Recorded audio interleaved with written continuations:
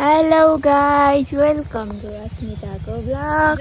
हामी चाहिँ यहाँ आँप टिप्दैछौँ होइन, अनि यता देख्न सक्नुहुनेछ उहाँ आँप टिप्नु हुँदैछ। उहाँ चाहिँ आज चाहिँ हामी आँप चाँदेर खानु आँटेको, हेर्नु होला आँप। अनि हेर्नु है, यहाँ म खाने मान्छे चाहिँ यसरी टिप्दैछु कि तर भेटेको छैन होइन। अब हामी चाहिँ गएको आँप खानुलाई, उहाँले चाहिँ लिएर जानु हुँदैछ। अनि देख्न सक्नुहुनेछ यहाँ आँप। वाउ कस्तो मिठो हुन्छ होला। हजुरहरू पनि खानुहुन्छ भने आउनुहोस् है। खै अलिकति खान्छु न, अलिकति देऊ न।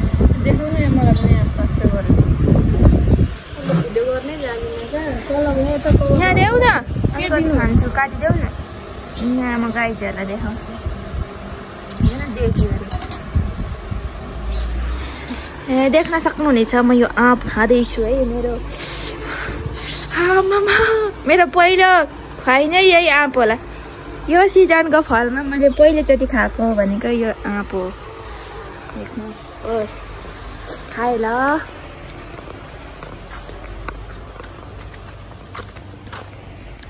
गाईहरू यस्तो मिठो छ।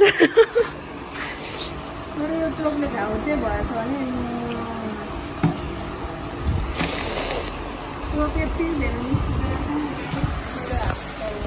गाइजहरू अब अलिक एकछिनको ब्लगमा हामीलाई हेर्नु ल। हामी अब एकछिन यसलाई के भन्छ, एकछिन स्टप गर्छौँ, स्टप गर्छौँ है त गाइजहरू। तास्नु हुँदैछ हाम्रो अस्मिता म्यामले। हेलो हेलो बाम्स, सबैजनालाई स्वागत छ। हजुरहरू पनि आउनुहोस् खानुको लागि। हामी पनि युट्युबमा भिडियो हालेर यसरी अरूले जस्तो कति लाख कमाउने विचार छ, तर हामी के गर्नु, हामीलाई आउँदैन गाइजहरू। र पनि यसो सपोर्ट गरिदिनु होला प्लिज। अनि हजुरहरूले सोच्दै हुनुहुन्छ होला यो फतौरी चाहिँ को रहेछ भन्नुहुँदै होला। यो फतौरी चाहिँ यहाँ देख्न सक्नुहुनेछ होला, कसरी पो समातेको थियो फोन पनि।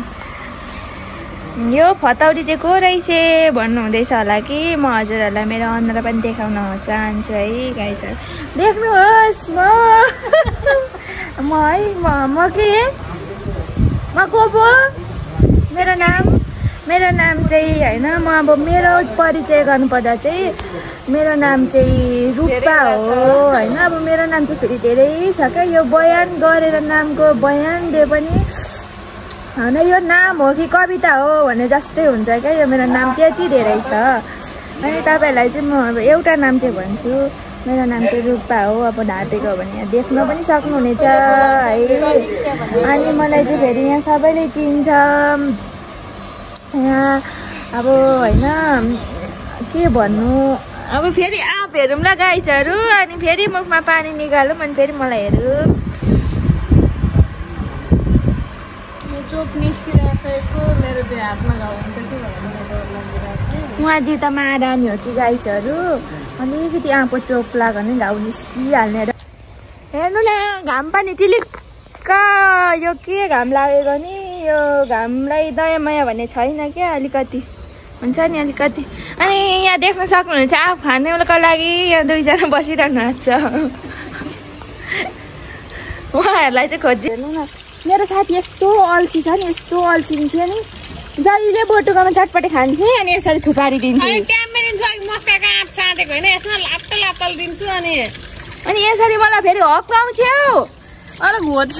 यसले मलाई घोच्छु भन्दैछु। हेर्नु न पुत्ताली भएर फेरि गाइजहरू। मन पर्यो भने प्लिज उहाँको नाम चाहिँ फुलमाया हो कि, उहाँ फुलमाया लिम्बू। अनि आज त पुत्ताली भएर आएको छिन्, टिकटक बनाऊँ भन्दैछिन्। यहाँ देख्न सक्नुहुनेछ हाम्रो। वाउ यहाँ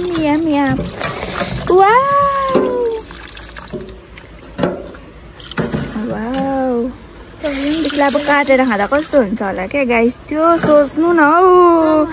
सिजनको फल त खानुपर्ने हुन्छ अरे क्या मान्छे भइसकेपछि।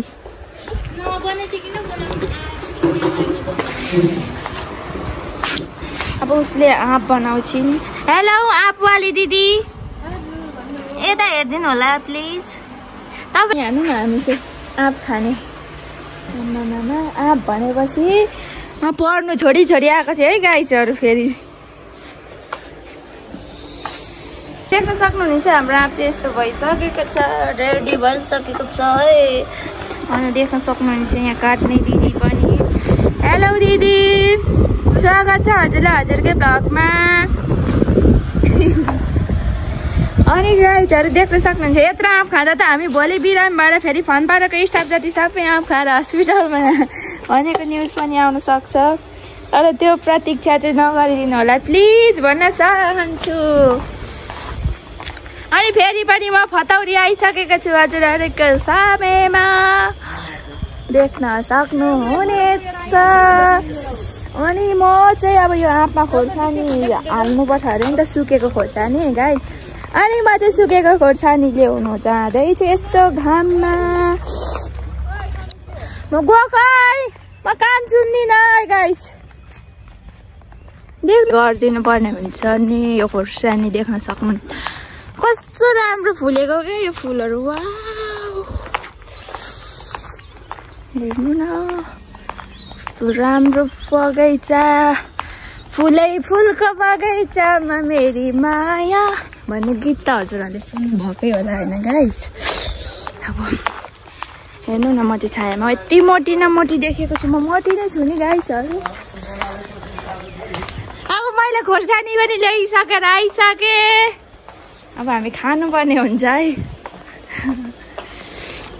यो खोर्सानीको प्रतीक्षामा हुनुहुन्छ उहाँ। वाउ गाइजहरू देख्न सक्नुहुनेछ, खोइ हात हटाउन। वाउ गाइज हेर्नु न मुखमा पानी निस्किसक्यो।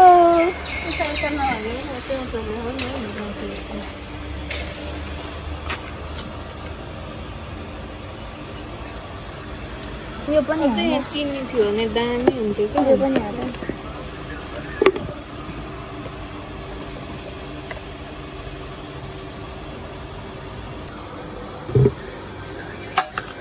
हातले मुछ न, यो प्लास्टिकले हौ।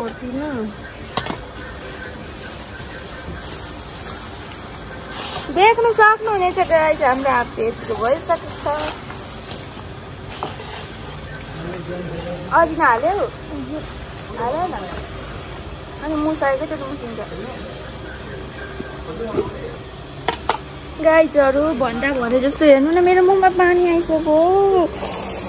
यतिको अब एउटा चाहिँ देख्न सक्नुहुनेछ कि गाइज यतिको चोरेर चाहिँ खानुपर्ने हुन्छ है। फेरि सबैभन्दा सुरुमा हजुरहरूलाई देख्न सक्नुहुनेछ है। म खान्छु ल गाइजहरू हेर्नु है।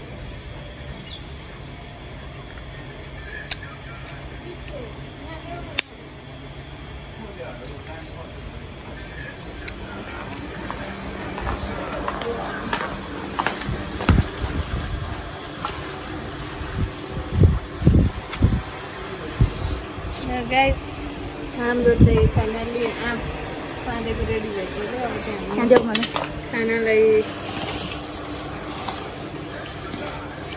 तयारी छु। देख्न सक्नुहुनेछ गाइजहरू तपाईँहरू यसकै प्रतीक्षामा हुनुहुन्थ्यो है मलाई थाहा छ। अनि हेर्नु कस्तो रेडी कस्तो मिठो क्या। Wow yummy wow yummy yummy yummy. लु गाइजहरू अब हामी चाहिँ खानुपर्ने हुन्छ है यतिको बनाएर चाहिँ। यहाँ चाहिँ अब आँप खानेलाई यहाँ भरोसा पनि आउँदैछ।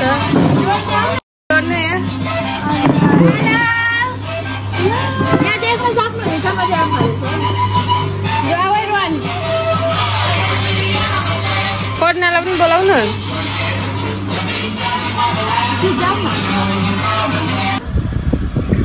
आँप चाहिँ सकिसक्यो क्या सबैले बाँडेर खाना खाँदा।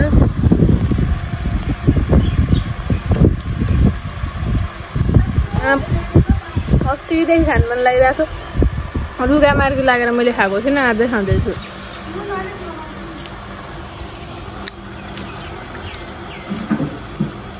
अच्छा कस्तो हुँदैछ एकछिन ल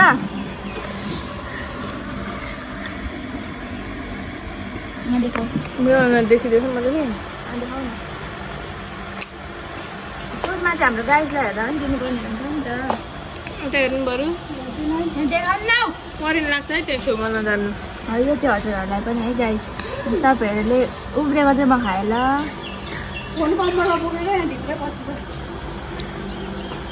मिठो मिठो मिठो साँपहरू तपाईँहरू पनि बनाएर खानु सक्नुहुन्छ गाइज धेरै भएको छ मैले नखाएको यो बनाउनु चाहिँ धेरै होइन 1 वर्ष भएको थियो मैले आँप नखाएको अस्तिदेखि खानु मन लागिरहेको थियो यिनीहरूले मात्रै खाएको खाइ गरेर देखाइ खाँदै थियो म बिरामी थिएँ र आज खाँदैछु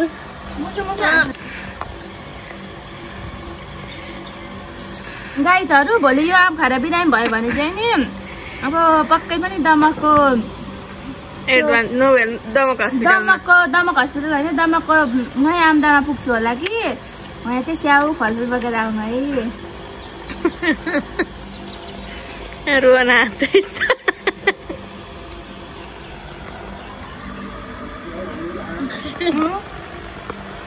तर फेरि यस्तै आँप देखाउ न हौ फेरि बिरामी हुँदा चाहिँ यस्तै आँप ल्याइदिएर नआउनु है फेरि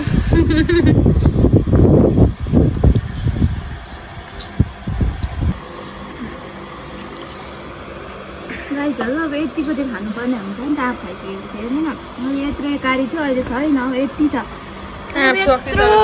यत्रो खाइसकेपछि त गाई चाहिँ अब कस्तो भोलि टोइलेटमा त अनि बाबुआमाको वेदा पक्कै देखिन्छ नि हौ अनि त्यतिखेर चाहिँ पङ्खा बोकेर बस्नुपर्छ खाएन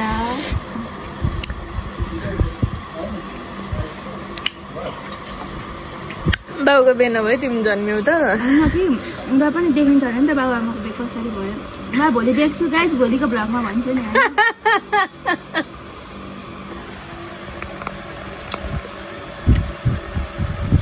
बाबुआमाको बिहे नभइकन अहिले त जन्मिन होला पक्कै गाइजहरू तर देख्छु भन्दै थियो अझै कसरी त देख्थेँ हौ गाइजहरू मलाई चाहिँ मेरो मम्मी र बाबाले भन्नुहुन्थ्यो कि त एउटा जङ्गलमा रुँदै रुँदै ठुटाको रुखमा बसेको थियो अरे फेर्ने त्यो ठुटा हुन्छ नि त्यस्तोको छुट्टीमा अनि कसको छोरी भनेर नि लिएर जानुभएको अरे क्या मलाई चाहिँ फेरि त चाहिँ होइन नि गाइज मलाई मेरो बाबुआमाले सिकाउनुको लागि मात्रै भनेको नि फेरि म त फेरि बाबुआमाको एक्लै छोरी हो नि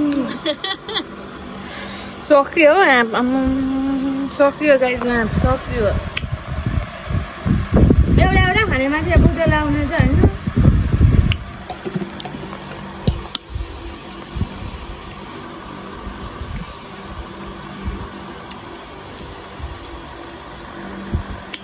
मुख बिगार त के खानु नि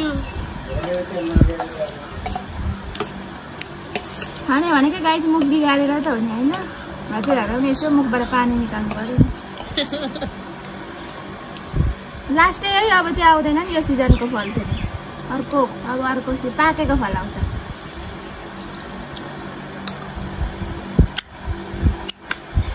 मिठो सक्यो मैले ब्यागमा हालेको सबै यति हो यसले मलाई के भनेको आम्मामा भाँडै मैले बनाइ नसक्ने बित्तिकै यसले भाँडा बोकेर हिँडे कि होइन गाइजले मलाई ब्यागमा हाली भन्दै थियो हौ यसले होइन गाइजले पक्कै पनि यसले ब्यागमा हालेको हुनुपर्छ कि यसको ब्याग अहिले खोजी तलासी हुन्छ पुलिस बोलाएर खोजी तलासी गर्नुपर्छ कि यसले मलाई साह्रै भन्यो यसले यसैले बोकेको हो कि न तपाईँहरूले पनि देखिहाल्नु हो अचार बनाइ नसक्ने बित्तिकै यसले भाँडा बोकेर हिँड्ने कि अहिले मेरो ब्यागमा छ भन्दैछ क्या यसले होइन यो म अघि खोर्सानी ल्याउनु जाँदाखेरि यसले पक्कै चोरी क्या यो फेरि यतिसम्म भन्यो नि मलाई आज यसले तपाईँहरूलाई त्यस्तो लाग्छ गाइस म अचार आँप ब्यागमा हालेर हिँड्छु जस्तो लाग्छ तपाईँहरूलाई यहाँ मलाई देखाउनु न म भनिदिन्छु यसले अचार मात्रै होइन गाइस फनपाराको सबै लिएर हिँड्छु कहिले लिएर हिँडेनु भन्नु त मैले हिजो अस्ति भर्खर देखेको प्रुफ के छ प्रुफ यहाँ बा हुनुहुन्छ हेर्नु गाइस सक्यो ल अब नेक्स्ट भ्लगमा ल किनुहोस् ल गाइसहरू अब भोलि चाहिँ हामी आँप पकाएको साँधेर खाने छौँ त्यति बेला तपाईँहरूलाई भोलिको देखाउने छु बाई गाइस आजलाई यति बाई बाई बाई गाइस आरिसके बाई बाई अब भोलिको भ्लगमा भेट्नुपर्छ गाइस बाई बाई